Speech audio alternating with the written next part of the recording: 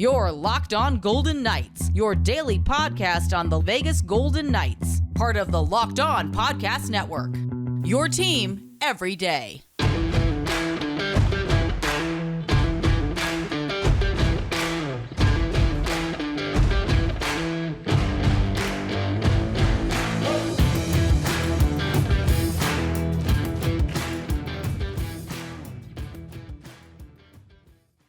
All right, guys, we now bring in Tony and Chris from Locked On Golden Knights. How are you guys doing today? All good here. Happy Wednesday. Yes. So we're gonna, continue. Actually, we're gonna end. We've hit the end of our Pacific Division tour. Save the best for last. Save the best for last. I got it. I see how you do it up there. Something like that. The Knights last year, of course, finished fourth with 94 points, missed the playoffs for the first time in their division, thanks to one Night Slayer, Thomas Bordeleau, single-handedly crushing every Vegas fan's dream. And then it was a pretty ho-hum offseason in Vegas standards, right? So let's start there. What do you think was the biggest move of the offseason? We'll start with you, Chris. Biggest move of the offseason. I mean, it's a tie, I guess. We had to unfortunately shed some cap. So sending Pacioretty and Dylan Coghlan to the Carolina Hurricanes for nothing. So but then Phil Kessel coming in, I think that is probably maybe it's a tick below that deal, but I think it's still pretty big news given what Kessel might bring to this team. 50-ish points with the Arizona Coyotes last year. And I think his goal total can certainly improve this year. And that same, hopefully, assist output can be equal to or greater. And maybe we'll forget about Pacioretty pretty quickly. Who knows? Tony, what do you think? I would probably go with hiring Bruce Cassidy, right? That was my big move there. Yeah. And Bruce Cassidy brought in to replace Pete DeBoer. And we heard Max Pacioretty saying that this was a team that had no accountability when he was here on the way out the door. And DeBoer? Sorry. Yeah. And so, of course, Pete DeBoer pretty well. DeBoer's still sour grapes about this, and he just is on this tour of where woe is me. Despite having those 500 plus man games that they missed, VGK still did not play well when it counted, and they also played with a lack of enthusiasm. And I think what we're going to see is more. I think the system's going to be better personally under Bruce Cassidy. And I think defensively, they're going to be playing better, tighter, tighter checking. And I think it's going to help them out, I think, immensely this upcoming season. They talked a lot about his power play and how much he's going to improve that. But our numbers, our statistics don't jive. Chris and I have gone through that extensively. But I just still think, it's a good change, and they needed some change. Something to get them moving in a different direction. I mean, we as Sharks fans saw this. Pete DeBoer comes in, you make the finals or the first season, and then that's it's all downhill from there. So this is MO that every team he goes to. Just put your bets in for Dallas to go to the finals, and you'll be fine. So now he's wearing a cowboy hat. Yes, kind of silly, but and then I think the other big thing is kind of big story coming from Vegas's offseason is the goaltending, right? It's kind of a mess. Question mark? I would put it a little bit better than a mess, but not far from it. It has the ability to go south pretty fast. Mm-hmm. Logan Thompson single-handedly got the Vegas Golden Knights within striking distance of the playoffs at the end of last year. Just a remarkable, 20 or so games down the stretch where his save percentage was up there, win-loss was good, and there were games where he really put the team on his back. Something me and Tony talked about recently is now let's see what Logan Thompson is really made of, right? It's been 4 months of the offseason with the best scouts in the world, now telling the best coaches or the best players in the world how to score on Logan Thompson. So can Logan Thompson elevate his game, or Adin Hill to the rescue? You tell us. No. What's that going to be like, with Adin Hill here? What can he do? What are his capabilities? Adin Hill, he had his flashes. His glove hand is atrocious. We already got one of those. Constantly beat glove hand. But I mean, he's a big guy. He takes up a lot of space in the net, and I mean, he's still young, and for the most part, until last year, he's been very durable, which is something I guess Knights fans have not seen in their crease as a durable goalie. But I mean, last year he played 25 games basically, and that was it. And the majority of those games were before the All-Star break. He missed a few games after the All-Star, or right around the All-Star break, and then he came back, played one game where he shut out the Kings, and then we didn't see him again. So he played one game between, I think, the end of January. Elevated his stock right there. End of January and the end of the season, he came one game and shut out the Kings, and that was the end of Adin Hill's tenure in San Jose. But yeah, I mean, I think it wouldn't be a normal offseason if Vegas didn't have a lot of drama around it, correct? This is the best of all the dramas. This is VGK of our lives this year. This has been by far the best, because we see a lot of folks on the Locked On Network. They're always looking for content, and some of what they say, there's been a bit of a reach, right? Us every day, like we have something new happening. Like this summer, the content has just it's come to us because there's so much drama with this team. All right, so the draft, I know you guys didn't have your first round pick. Kind of your quick summary, what do you think of the Vegas' draft this year? Chris? I mean, what does it matter? Whoever it is we're gonna trade him away in another year or two. They're never gonna develop them. Yeah. I don't get too excited about looking at our past. We don't have a lot of homegrown talent as far as players we drafted to playing today. I think Nick Hague, Zach Whitecloud, and Keegan Colasar. And if I'm missing someone, forgive me. You guys can attack probably me Brendan Brisson this year too. Brendan Brisson, that's something that we're certainly going to hit on, and we'll see. I think Phil Kessel might have knocked him actually down back into this to Henderson with our Silver Knights for a little bit at least. Mm-hmm. Kind of wait and see what happens there. But Brisson, someone we're very excited. I watched him a few games at the AHL level last year over at the Dollar Loan Center, and we're not going to draw comparisons to Ovechkin or anything like that, but he's that type of player on the power play. Yes. Where he can shoot, really good one-timer. And as far as this year's draft, I mean, talk to me in a year or two. That's kind of how VGK rolls with their drafts and things like that. And then 2 or 3 years, another podcast network can call me and Tony to get their analysis before we trade them. And I know that Chris is really enamored with Matthias Sapovalev, especially the pronunciation of his last name. So perfect. All right. So heading into training camp, what do you think is the biggest question facing the Knights, Tony? It's got to be goaltending and how this team adapts. Well, there's actually 3 parts to this: goaltending, how they adapt to Bruce Cassidy and a new system. And Jack Eichel, can he rebound? Can he come back? Can he be that superstar? Could he be that shining knight or whatever they call it around here? But to us, we really do believe, Chris and I both saw Eichel live last season, by far, not even close, the best player on the ice. Mm-hmm. But he didn't have complementary players for the most part on his line. He'll only be successful as who they put around him, the talent that will skate with him. He's by far the fastest skater. He's by far the best passer that this team has. And I think that is a big question mark, whether or not he can score a lot of points, put this team in position to win. Is he going to be known as a superstar that never makes the playoffs? Big question. Hope not. No, I'm with Tony as far as the biggest questions go. More on goaltending. I think we just hit on that a little bit ago, but that's the real big question, right? Before we made the deal for Adin Hill, hello, good morning. Logan Thompson. There we go. Logan Thompson, folks. There we go. That's what I'm trying to talk about. I'm excited.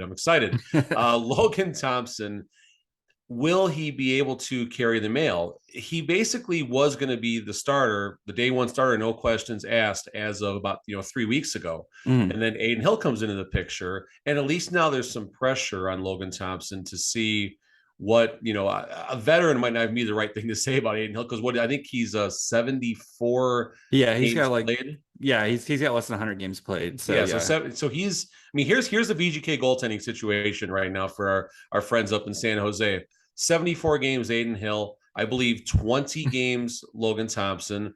Brossoit injured, so at the moment that doesn't matter. And then who could forget Michael Hutchinson? Oh, We made a Michael deal Hutchinson. for Michael Yes. Hutchinson. The Michael Hutchinson. The Michael Hutchinson. He has 125 games played. Now that's literally at a pace of 12 games a season, going back to about 2006. But point being, and that was something me and Tony were trying to figure out too, like where does he fit in now that, especially now that Adin Hill came? Are we going to send Hutchinson down and take away starts from, some of our developing talent at that level? Like that's something that I'm having a hard time completely understanding. If Logan Thompson plays 55, 60 games, is that a good thing this year for the Golden Knights? Or was Adin Hill brought on to get maybe 20, 25 games? And then Brossoit, once his health comes back, is he going to get 20, 25 games? Like, how's that whole carousel going to work out? And the crazier thing of those goalies I mentioned, Logan Thompson is the only one that has a two-way deal right now. So at some point, Adin Hill and Brossoit might be the goalies by necessity, with our best goalie rotting away down in Henderson for a little bit. Yeah, and Brossoit, we don't even know if he's going to play, when he's going to play. They've not given us a ton of information about him. He's out with an injury, and they love that LTIR here in Las Vegas, as you know. Yes. But see, what really screwed Vegas and the Golden Knights, the fact that it was rather late in the whole free agent process when we finally found out officially. Now, VGK says they never knew that Robin Leonard needed, yeah, exactly, wink. That Robin Leonard needed not one, but 2 hip surgeries. They had to have known, right? Yeah. And Kelly McCrimmon said that he thought that maybe he would make it through the season. Again, that's got to be like on thin ice, right? Yeah. As far as his status goes. And so that screwed up everything because they couldn't go after a top free agent.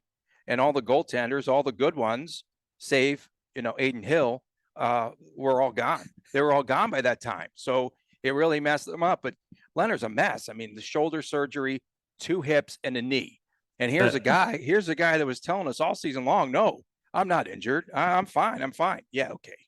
They're putting him back together. He'll be the $6 million man. Yes. $5 million man. $5 million. Yes.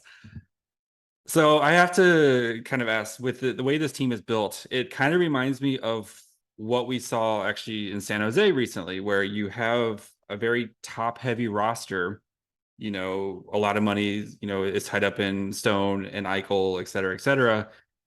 And then Carlson, for us, Eric Carlson. Yeah. For us. Oh yeah. William Carlson. Mild Bill. Yes. But then you're trying to kind of supplement around the fringes with guys who are maybe not NHL caliber talent, or just guys who aren't ready to be in the NHL. Are you guys worried that this might be where the bottom just kind of falls out for this team? Before Tony craps on our parade here, I'll jump in for a second here. So our top 6 is looking very solid. I mean, Marchessault, Riley Smith, William Karlsson should even be our line 3 center possibly.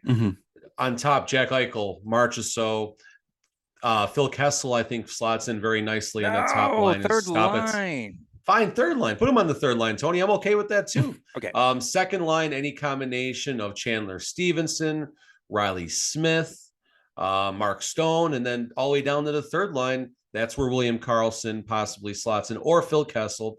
So I think our top 9 is solid. There was so much coming out of last year's training camp about line 4. Like, that was all we ever heard DeBoer and everyone talking about, was the excitement of Nicholas Waugh between Keegan Kolesar and William Carrier.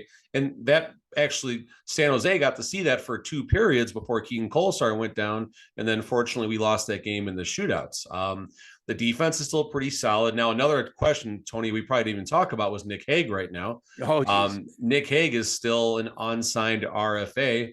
After Kelly McCrimmon said it was a priority to sign Nick Hague, there's been no contact, no dialogue since early July. Go ahead, Chris. And Tony, you're 1,000% right there.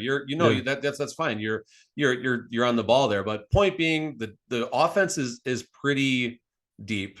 We have reinforcements at the AHL level, starting with Brossoit and then going back to a few different players, of course. The defense is strong with, again, more reinforcements at the Henderson level right now. If that can stick together and if the goaltending can come together, then, this team might make some noise. But you know, are they necessarily top heavy with not a lot around them? I don't necessarily buy that statement completely, but if a couple of those top heavy players go down, that's when things will be tested, and hopefully it doesn't happen too often next year because it failed last year. So yeah, go check the 2018-2019 Sharks roster, and then exact no, same thing. I get it. We said the same thing. I still to this day don't understand the Sharks acquiring Carlson. That was something I still did not understand at the time. That's was in the bidding. Yeah, that's for a whole nother conversation there. But yes, we don't have enough time for I'm that more today. concerned. I'll tell you, JD, I'm more concerned about VGK versus the salary cap than versus missing 500 plus man games. The salary cap has just been a killer here, and they have to be able, Chris mentioned 4 lines. Let's see if they have the availability to roll 4 lines this year, because they've not had that opportunity late in the season. The last couple of years, it's come back to bite them, where they're up against the salary cap late in the season. They're short players. They're rolling with 3 lines, and then guys are double shifting, and it's been a mess. So I'm more concerned about the salary cap than I am anything else with this team, to be honest. Yeah, I mean, it's like I said, we've seen this picture in San Jose where it's you've got a lot of top heavy guys, and if those guys either don't produce what they're expected to, or if they get injured, and then you're riding guys who maybe aren't quite ready. But so yeah, I think Vegas in the Pacific, we'll get into the Pacific a little bit later, but Vegas feels a very high ceiling, low floor team where you could tell me that they're second in the Pacific, or you could tell me they're 6th in the Pacific, and I could believe both ends of the argument. But Vegas, so what do you think is going to be this team's calling card? What's going to be their biggest strength, Tony? Well, they have to first establish an identity.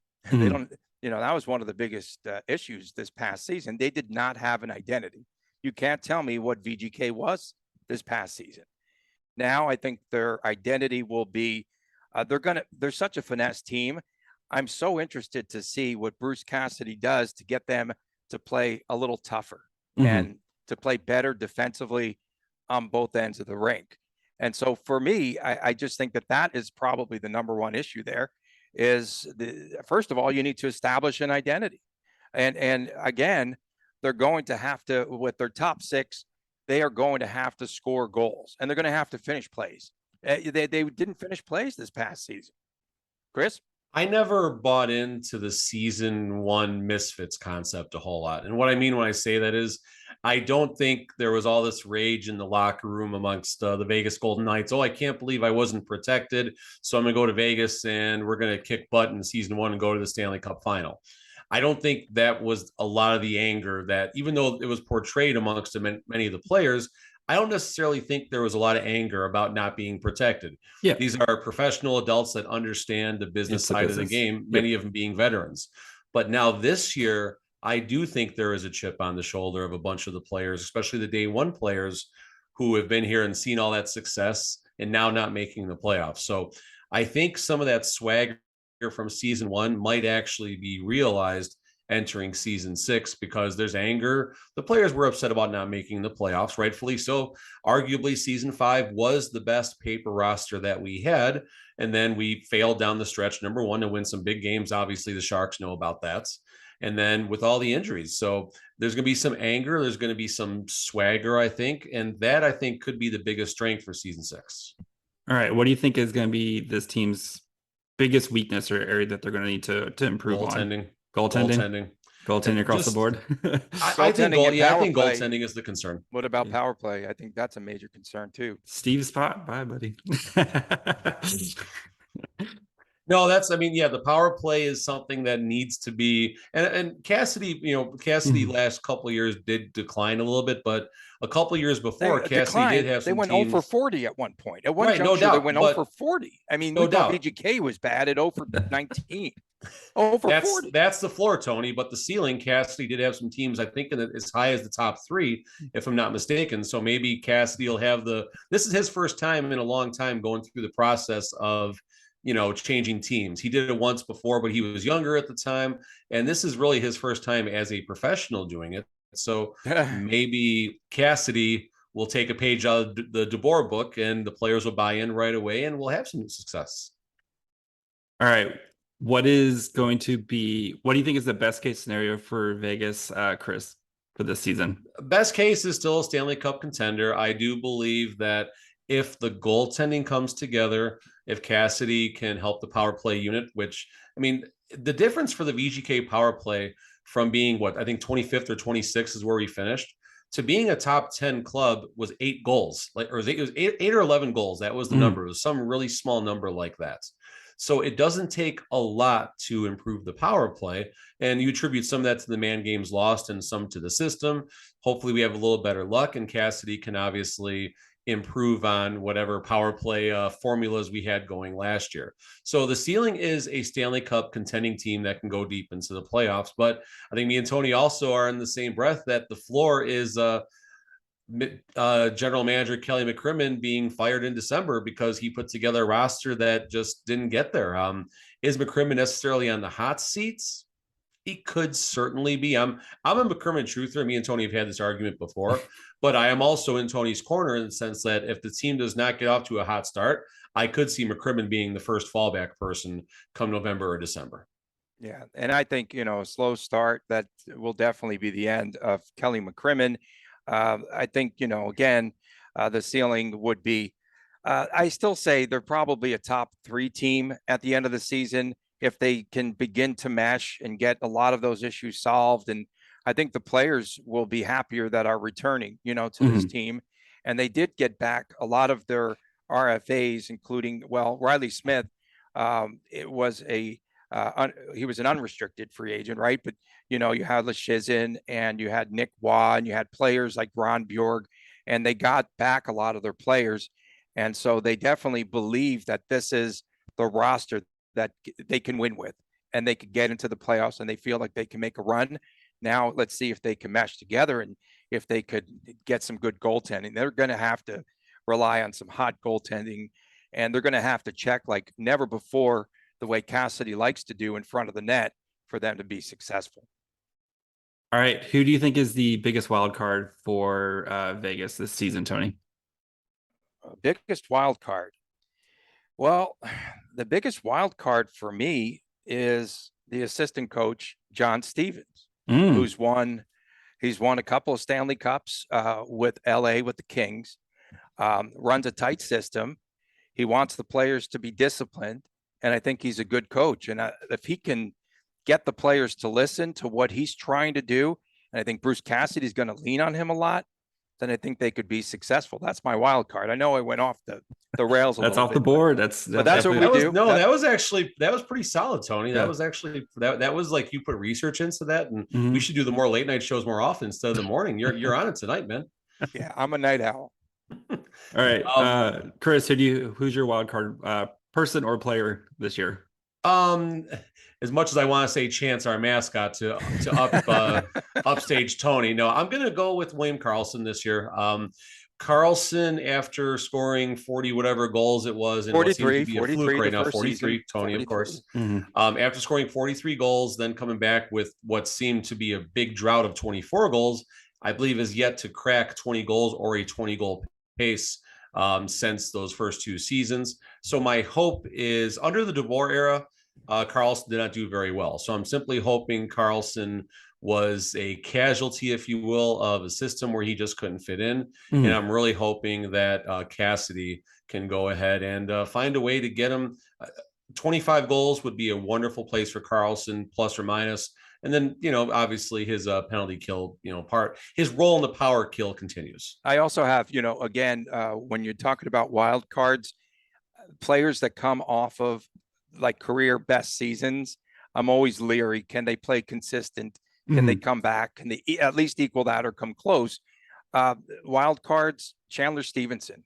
How does he play within this new system?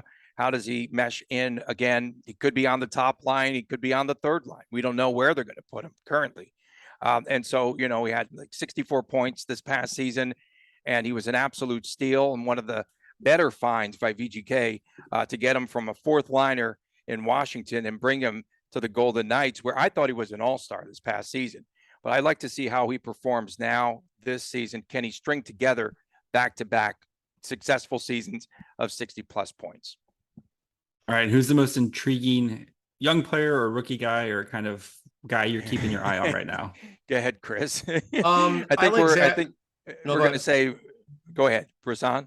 No. I'm going with Brendan Zach Whitecloud. I figured you were going to go first and probably say Swan, but no, I like Zach Whitecloud, and I'll put a write-in vote also for Nick Waugh. But starting with Zach Whitecloud, he is someone that I think is going to be blossoming into a very, very, very top elite level defenseman as his career progresses. He was a plus 20 something on the VGK roster last year on a team that just gave up a ton of goals. Our plus minus as a team was very poor. So I'm really looking forward to seeing what Zach Whitecloud, what type of expanded, even leadership type of role he can take. And then also Nicholas Waugh would be the other one.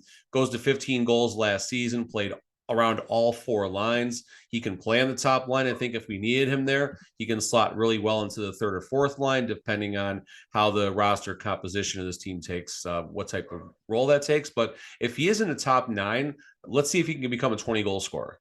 Yeah, and I'm in unison with Chris. I think that Nick Waugh is the player to watch because I guess Bruce Cassidy already had the discussion with him that he will be slotted to play on different lines, and let's see how he fits in. And then will he continue to change the lines if Waugh is successful on one line? That's one of the things. Cassidy will move these players around like nobody's business, and that's something that the players, I think, are going to have to adapt to as well. There won't be, I don't think, the misfit line, I don't think that's going to stay intact. I think he's going to make a lot of maneuvers and change things as needed. All right, the big question: where does Vegas finish in the Pacific this year? Third, Tony.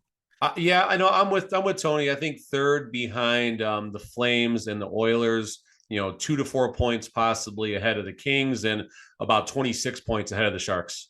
Oh, the Sharks are gonna be the worst team in the Pacific. I am on record. If anybody's listened to me, I think they're gonna be the Sharks are gonna be one of the 5 worst teams in the NHL, and I'm all for it because if you reach for the Connor Bedards, the worst happens is you fall among the Fantillis. So, but I mean, I like I said earlier, I think with the Pacific, I think it's gonna be a much better Pacific than we've seen the past couple of years. But 2 years from now, it's going to be amazing. 2 or 3 years, it's going to be remarkable. It's going to be insane, like the Atlantic.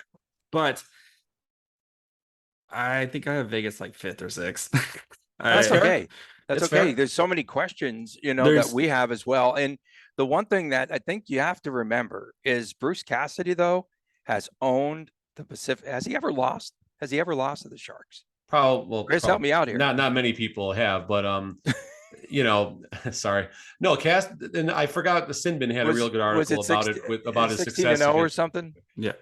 It was really good the last couple of years. So, but I mean, I think though, like Edmonton, you have Connor McDavid and Draisaitl are 2 of the best players in the world. And I think at least Vegas, you have Eichel and Stone who can kind of match up with those. Do we have guys. Stone? That's a big question too. Another question, because we don't know. His back injury still hobbling around. He's skating on the ice. Oh, he could come back day 1. He could come back later in the season. Nobody knows. No one knows. On paper, you have Eichel and Stone. But I think Stone's too slow to play with Eichel too. That's another discussion. Yeah. But then Calgary, I think they did a good job pivoting on the fly this year. Huge. They were amazing. Yeah. I think Vancouver is kind of the team we're all being really sleeping on, because I think that team is going to be able to roll 4 lines who can all score easily. They were a playoff team under Boudreau if he would have started the season with the stats. So, and yeah, I think Elias Peterson is going to have his superstar season where we're like, oh, that guy is really good, and have his first 100-point season this year. And LA was a playoff team last year, and they're going to keep getting better. The Ducks have Zegras and Zegras and McTavish. And those guys are going to be tearing up shop. And then with the Kraken, you look at the Kraken, having Beniers and Shane Wright as your foundation for your entire franchise is a pretty solid start. And then the Sharks, which we are going to be poo platter bad, but that's fine. Yeah, I mean, I think but Chris wants to know when you're going to raise the banner for beating VGK. Was that your question, Chris? Yes. Well, we first have to retire Marlowe's number. Finally, we're getting our first jersey retirement in our 30+ years with Patrick Marlowe, and then then the Bordelot jersey is gonna go right up there next to it. So, Nice. yes. So, but yeah, I mean, it was, I like I said, I think the Pacific's gonna be way more fun. I'm hesitant on Vegas just because, like I said, I literally watched this story the past couple of years. It's 100% fair. It really is. It really is. And in the fair. goaltending, like I think Logan Thompson's going to be a great goaltender in the future, but I think it's a lot to ask for this guy in his first like full season to be like, hey, you got to carry this franchise right now. Yeah, he's still a rookie. I mean, he's basically a rookie. And the one question that we've raised on our show, Chris and I are both wondering, what will he be like now that there's a lot of film, right, on Logan Thompson? How's he going to respond? How is he going to be facing a team for a second time? We'll use the baseball analogy. You can go through that lineup once, you look great, and then you come back again, that second, third rotation, and we don't know. We just don't know. But he is acrobatic. He's fun to watch. Marc-Andre Fleury took him under his wing when he was here, and you could see a lot of that in the game that Logan Thompson plays. But can he do that consistently? It's again, and then if he can't, and then who fills in? Does Adin Hill? Does he jump up and now he's going to be the starter? Just start Adin Hill versus Calgary. I don't believe in. You'll be fine. I do not believe and the Kings. Yeah, I'm not a Brossois fan at all, But he's going to start probably on the LTIR anyway, and I don't know. He was really bad. He's not durable enough, to play consistently, to play as a regular goaltender. All right, Tony, Chris, where can the people find you guys? Chris, Tony, you're really good at this place. At this stuff. You and your man cave, Chris. Yes. He is Office. at TD. He is at TD Chris G on Twitter. I am at Tony Dasco on Twitter. We are at Locked On VGK. You could find us on Twitter. You could find us wherever you get your podcast in the entire universe. And now, thanks to Chris, Locked On VGK, you could find us on YouTube. Please subscribe. All right, boys. Thanks for coming on. I'm sure we'll talk soon as the season gets underway. Thanks so much. Thank you.